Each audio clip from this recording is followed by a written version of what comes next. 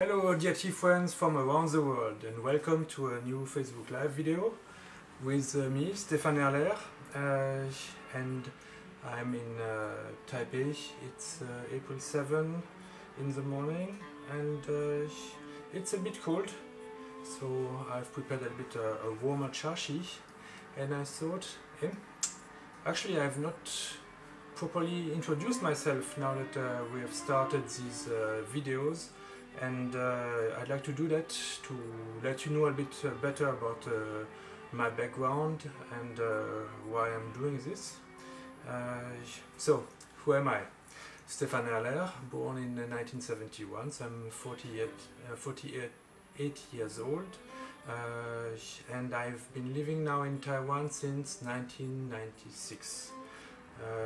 But it's only in the year 2002 in the fall that I've started to take formal tea classes with my tea master, T. Parker.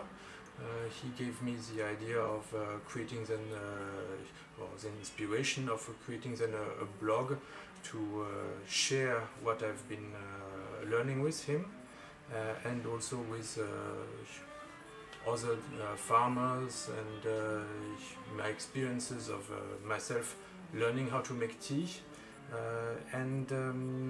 So since T. Parker is such an important master for me, I was also thinking that I should spend some time to introduce him, so that you know from which background I'm talking from. So T. Parker is also called Zhe Zhongxian in Chinese, and he's a former journalist and editor of a Taiwanese newspaper. He worked at several newspapers, and in about the time when I started to learn tea with him, he actually retired from the journalist from his career in journalism, and started a new career as a tea writer and tea teacher, and actually he was always very interested into tea already when he was a journalist, and he had started to write some books. Okay, let's look at the books that he was writing in the beginning, before, when he was still a journalist. Now we have Pu'er tea, of course, very important.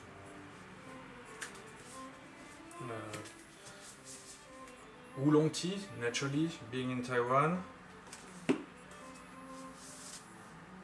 Baozhong tea. I think there is also one tea guanyin. This one, Wei Cha, about Yen Cha. So he wrote a lot of books about tea already, and he really wanted to focus completely on this, and that's why he quit his career and really became more like a writer. And a more historic book about Taiwan Chajie, the tea street of Taiwan, mainly in Dadaocheng, around Dihuajie, Minsheng, Shilu, and especially Guidojie. That's the most important one.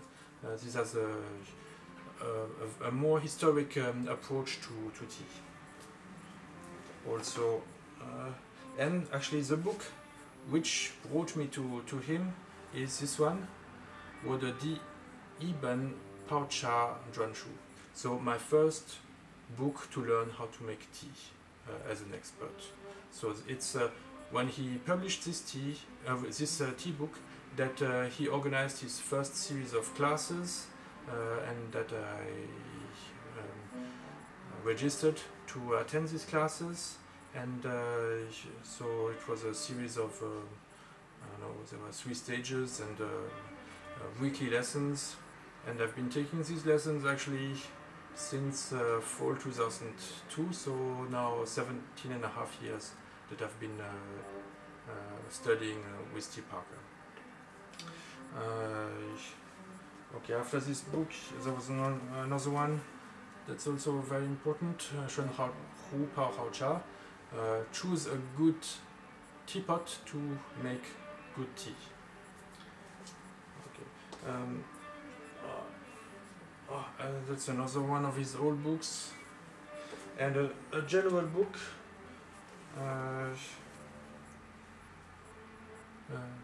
Zojin Zhongguo Cha de Shejie, Walk in the World of Chinese Tea. And interestingly, this book has been republished in a bigger format with a new layout, but actually these two books are the same content. Just this book was so popular that the publisher made another one. So this is actually the most entry-level book about tea. It goes to all the different tea categories and the tea equipment. So this is the most general book about tea that T. Parker published, and he said that was the easiest one to write because it's very general things. But the other books delve more into details, and they took more research to write. Now all these books are in Chinese. The only book that he wrote in that is also translated in English, so it's Chinese and English, is this book that was a collaboration with other writers. Affection for Appreciation and Collection: The Forgotten Stories of Purple Clay. So this is specialists and scholars writing about purple clay art, so about Yixing teapots, published in Hong Kong, in Chinese and translated into English. But all the other books are in English, in Chinese. Well, we should also mention that T. Parker has also written books about cuisine, so recipes. So he has 3 books: one cooking with oolong, red tea, and one about cooking with pu'er.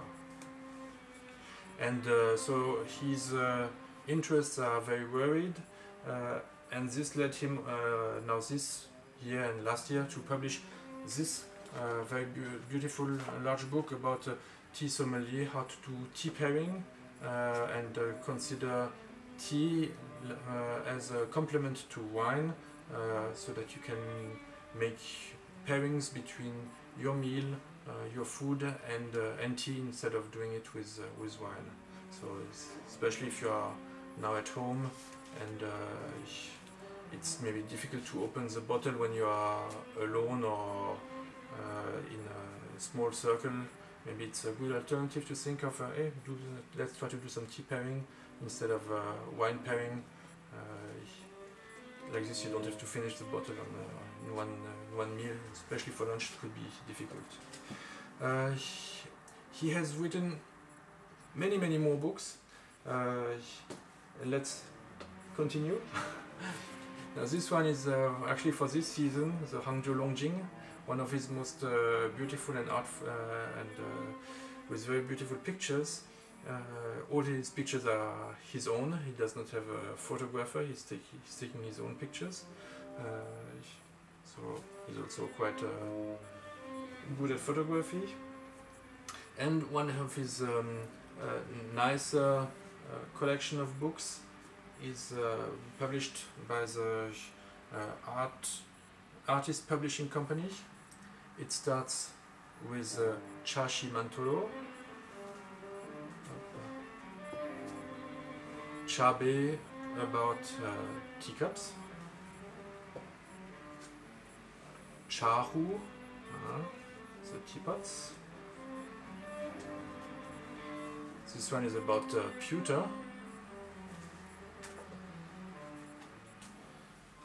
This one about old packaging.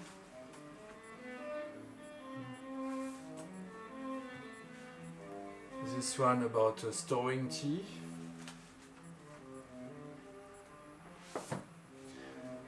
This one is about silverware for teaware.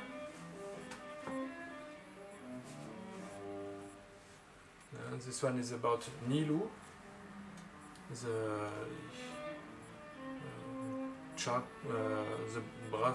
brazier on which you can make a charcoal fire and then warm your tea kettle. And another one about some special made teapots, Yixing teapots that were, especially those that were exported to Thailand.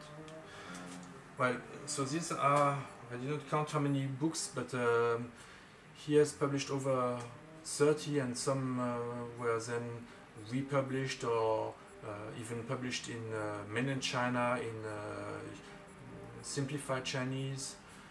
So he really is a scholar, being a journalist at the base, and he has really researched the world of tea history, and also tea accessories a lot. So much that he's now very often appearing in TV shows in Taiwan to identify if a certain item is a real antique or not, and how much could it be worth on the market. And since he's on these shows, he's becoming more popular and more recognized as a kind of a celebrity in the streets. But in general, he prefers to have a lower profile, and like the saying goes, nobody is a prophet in his own country. Everybody in Taiwan thinks they know something about tea, since everybody almost is drinking tea. So when you hear, oh, this guy is a tea expert, most of the time means, oh, he likes to drink tea often. But with T. Parker being able to write so many books with all focused on tea and tea history, teaware, and the links to tea, actually this guy is really like very much into tea. He was actually born in Taipei, close to the Guilderjie, so in the tea district, and since a baby kind of he was around tea merchants, and tea was always a part of his life. As a journalist, he said, being subject to very difficult time pressure to get the newspaper out every day, he was drinking a lot of tea during work and also after work to relax. So tea is really part of his life, and of course this means he has dedicated a lot of time to research about it, and I'm very glad that he took me in his class, and this year I finally got graduated from his tea sommelier course, so the one he made about tea pairing following the last book he wrote. This is my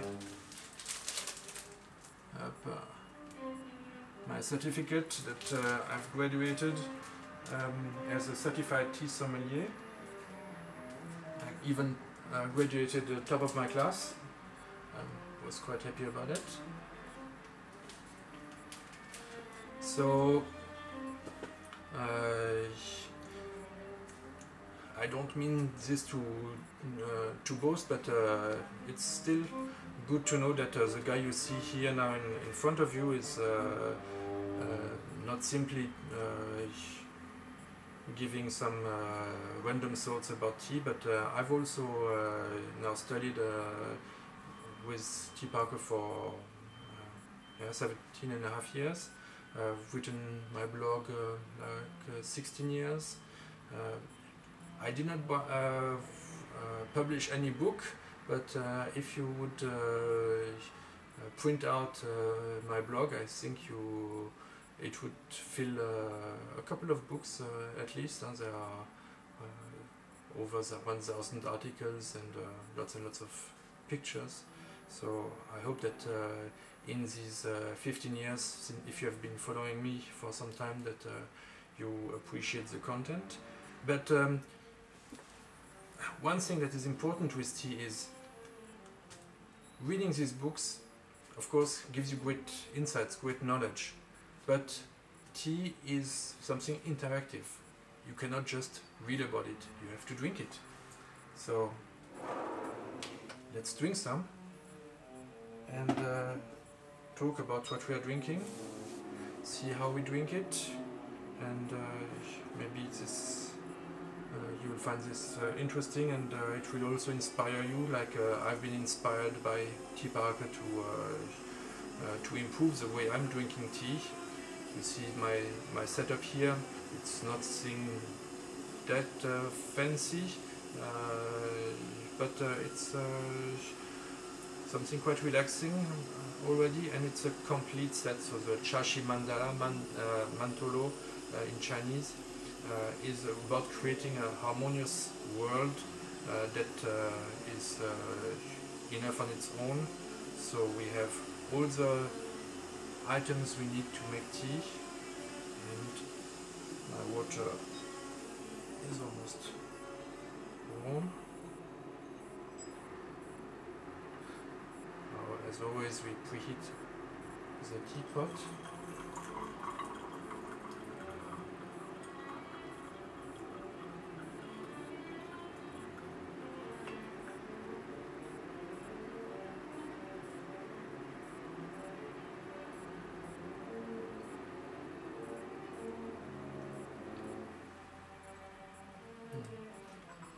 So I try to make it a habit not to speak while pouring the water inside a teapot, even if I'm just preheating it, so that it would become like a rehearsing. I try to calm down now while it's preheating. I'm going to take my leaves.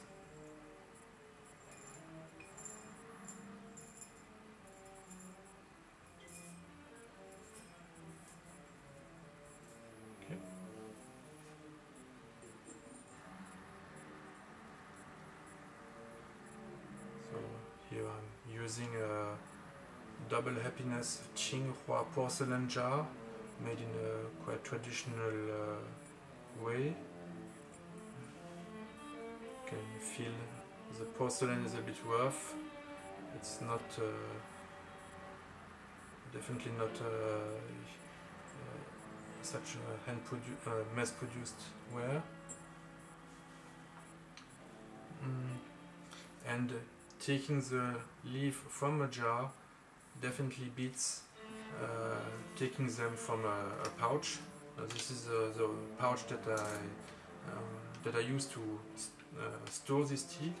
I just took it out, put it here. It looks better. It will also help to take away some of the plastic smells that might be in this pouch. Now, what am I going to drink? It's red tea, Dai Oolong, from the east coast of Taiwan, and this one was made in the summer 2008 on June 9th. So that's a 12-year-old tea almost, to show that red tea can be kept for quite a long time. And the other thing is this tea from the East Coast is a bit similar in spirit to Oriental Beauty. What makes this tea special is that it was Jessit Bitten,